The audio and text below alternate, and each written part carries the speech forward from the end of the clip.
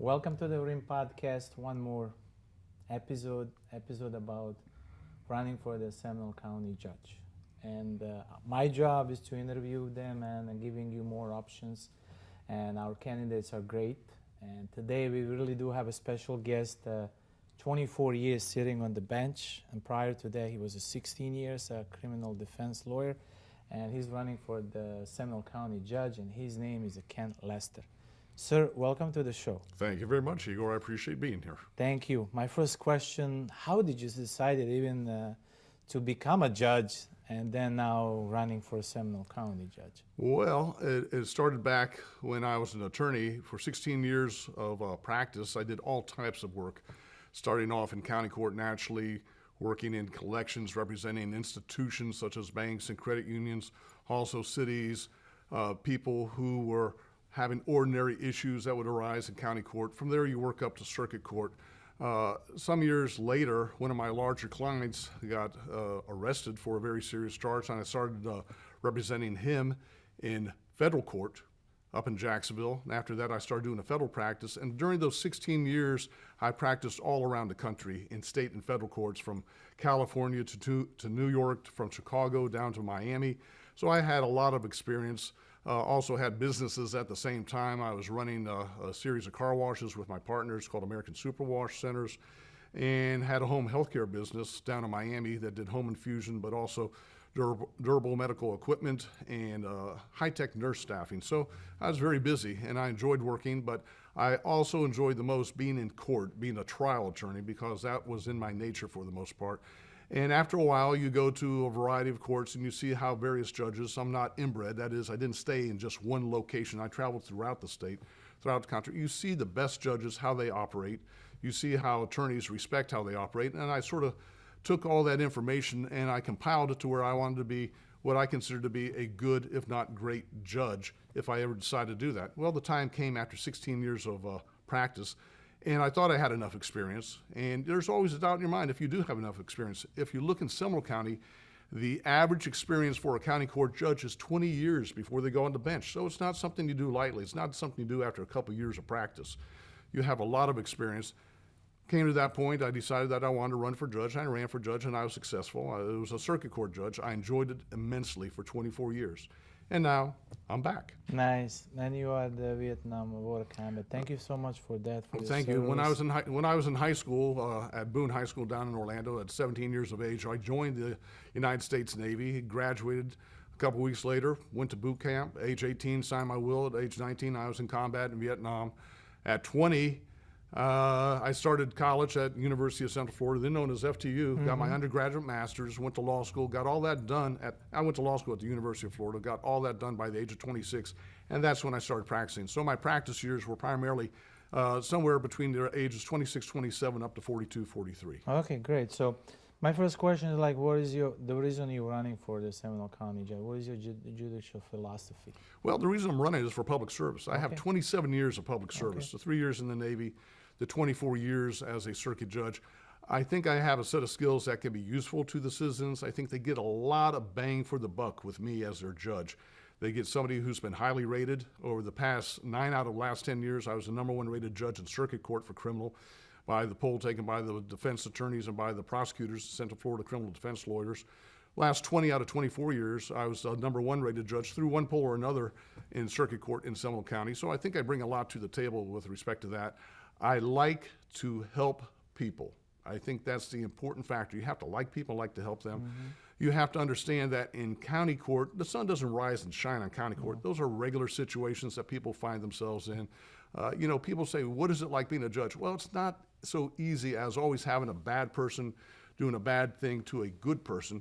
Lots of times you earn your money when you have a good person doing a bad thing to another good person. That's where you have to think. And that's where the difficulty of the job comes in. A lot of experience is necessary for those types of situations. To say that I've spent a lot of time in county court would be an understatement. I almost lived there for my first 2 years for all practical purposes. Again, in a variety of situations, a variety of work. Okay. My second question, because it's upcoming in August, is we need to go as a citizen, we need to go to the Seminole County and cast the votes. My question, why should Seminole County voters vote for you over your people who are running against you? Well, I think when you examine all the candidates up against each other, there's two of us that have a lot of experience in court. Ms. Bowie and myself, we have a lot of experience. We've been there. I have the most experience of anybody. And I think when you look at that experience and you look at that need to get out there and understand that if you want to appear before a judge, you want to have somebody who's in learning on the spot. You don't want to have the judge be the least experienced person in the courtroom. You want a judge that has basically understood the community, the legal community, understands what your issues are, and has done this before. Some of the candidates have done that, and one of the candidates hasn't done that. That's all there is to it. And other question, because I'm dealing, Seminole County is a big county, 450,000 plus people. And sometimes you have a lot of people, we have an issue. So what is one of the biggest particular issue that we are dealing today when it comes down to the circuit court, and that you believe as a new appointed judge you can go there and fix or advocate it on it? I think what happens now is everybody's of the belief that COVID has warped the system to where we are going to be working from home forever. And I think with Google recently saying, come on back, folks, we got to come to the office now, I think everybody understands that's what's going to happen. We're going to start coming to court. County court is 80% criminal. Okay. And so, again, two of us have done a lot of criminal work. One of us, Mr. Swink, has not done any criminal work. And so when you think about that, we want people to come back to county court for criminal court because we want to look them in the eye and we can get a better perspective on what's going on when I actually see you, like us, face to face. We see each other versus on a flat screen or looking at anybody. In civil, there may be a lot more Zoom hearings that continue. I would assume that that is something that's going to be acceptable because there's a lot of people from far distances in civil court. But in criminal court, it's upfront and personal. 80% of the caseload, criminal. You want to see people in court. I think you get a better result. You can do a better job of judging when you're right in the sphere of the influence of that individual that you're looking at. Okay. Another question, like we are going to the polls, and then a lot of times we just see the signs when we are passing by, vote for this judge, vote for this judge. A lot of people don't understand, the citizens don't understand what's the job of the judge. And you've been there. So can you guide us through what is your day-to-day court duties, activities, and so on and on? Well, in some ways, it's like an iceberg. 20% of what you actually see is above the surface, 80% is below the surface. A lot of paperwork in the after court hours where you have to look at reports that are being promulgated. You have to look at search warrants. There's different ways to do things. After doing it for 24 years and having the experience that I have, I know what I am looking for, so I save a lot of time compared to a lot of other individuals perhaps, and I don't waste individuals' time so when they come to court. Your time is important. You most likely don't want to come to court if you're in court. It's not a happy occasion. People say, well, one side wins, one side loses. Oftentimes, everybody's unhappy when they leave the courtroom. So it's not one of these situations where you're going to have a kumbaya moment and bring everybody together.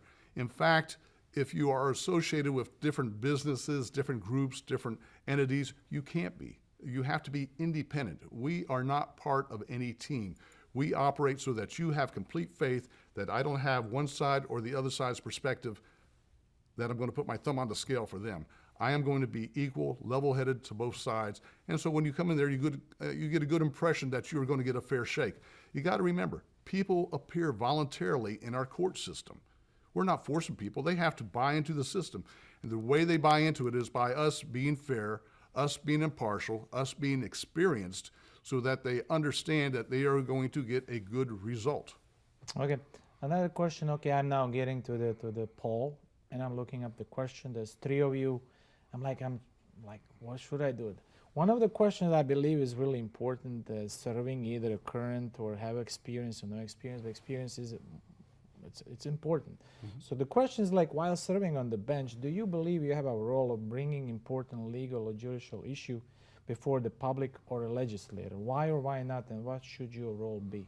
Well, we have always traditionally tried to go to the public and let them know what a judge does. We do this by a variety of ways, most often speaking to elementary schools, middle schools, high schools.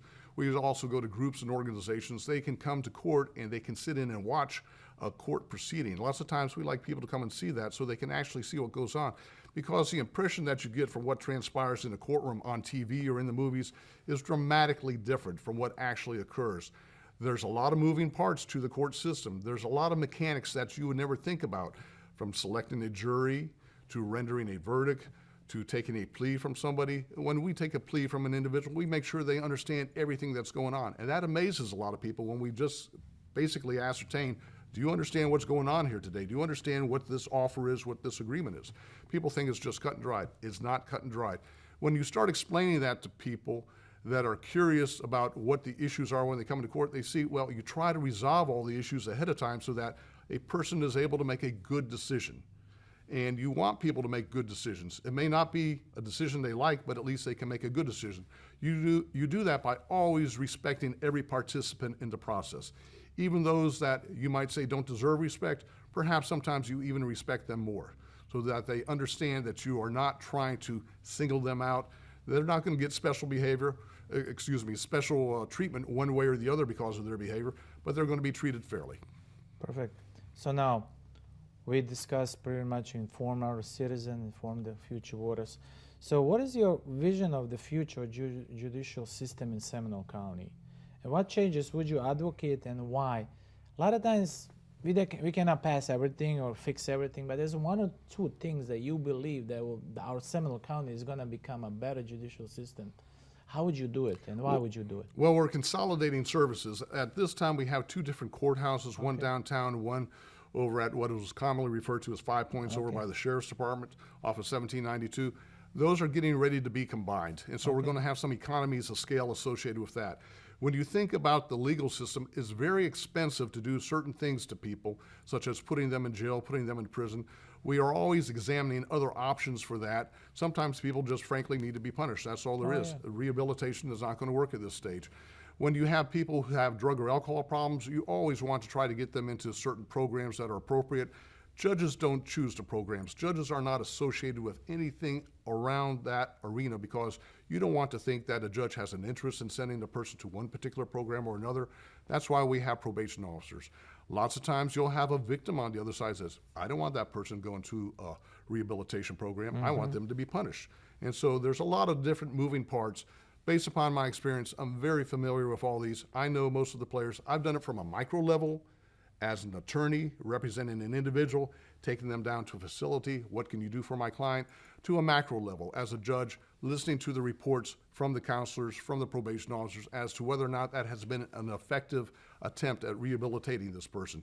And sometimes when you get to the end of the day, you see that perhaps the person's had more relapses than rehabilitation, and you say, well, we've given you not one chance, not two chances, but 3, 4, 5 chances. Because again, it's very expensive and you want your fellow citizens to do good. These are our brothers, our sisters, our friends. We want them to be a part of the community. We want them to do good. We care for them. We have a lot of compassion, but at the end of the day, we're still there to do justice. And justice does not always involve compassion from perhaps the other person's perspective, but from others it does.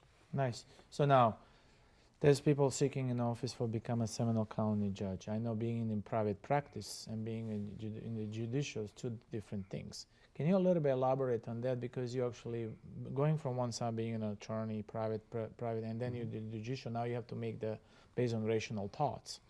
So can you just a little bit elaborate there so we have a much better, clear picture? Sure. And I think it's very important for the citizens of Seminole County, in light of what's happened here in the past in Seminole County in the year with elected officials, to vet their candidates very carefully. And I tell people that oftentimes in court, I'll hear the psychiatrist will say, the best predictor of future behavior is past behavior. So look to a person's past and see how they perform, see what they've done.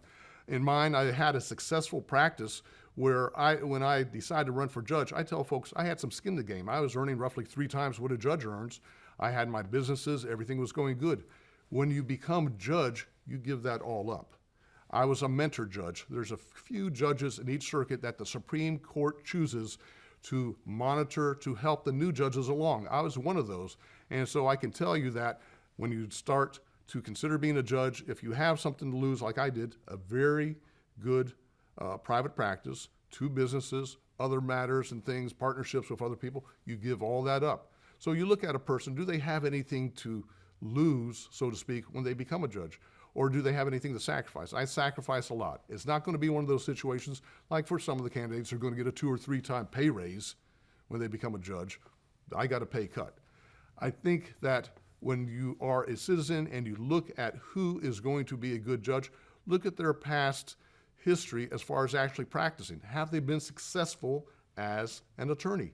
I've operated on a national level. I represent people that I still see in the news today. I'm not going to mention their names. Actually, they don't want to have their names re-mentioned or revisited. But I've seen all these people. I represent people from the worst possible situations in their life that didn't have money, and I said, I'll represent you. Feel strongly about your case. All the way to top dogs, and sometimes they've crossed paths in my office. They said, how can he afford you? I go, well, because of you. You're paying his freight on this one.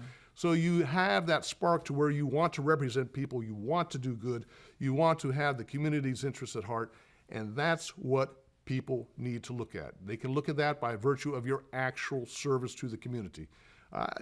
I'm proud of my 24 years as being a judge. I enjoyed it. Nice. I liked helping people. I like to think that I got a good result in the courtroom for people.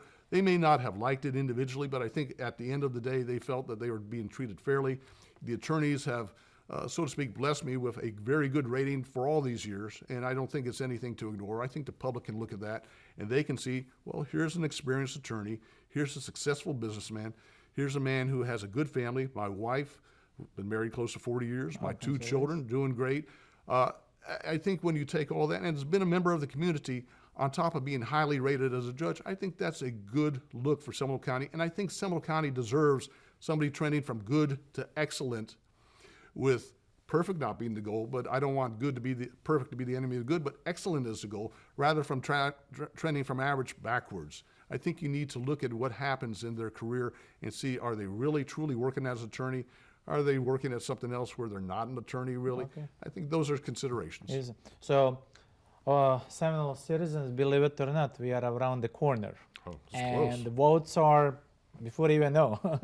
So, Judge Ken, can you tell us, look it up in the camera and said, I am this and such, why should you vote for me? And this is your spotlight. I want to earn your vote.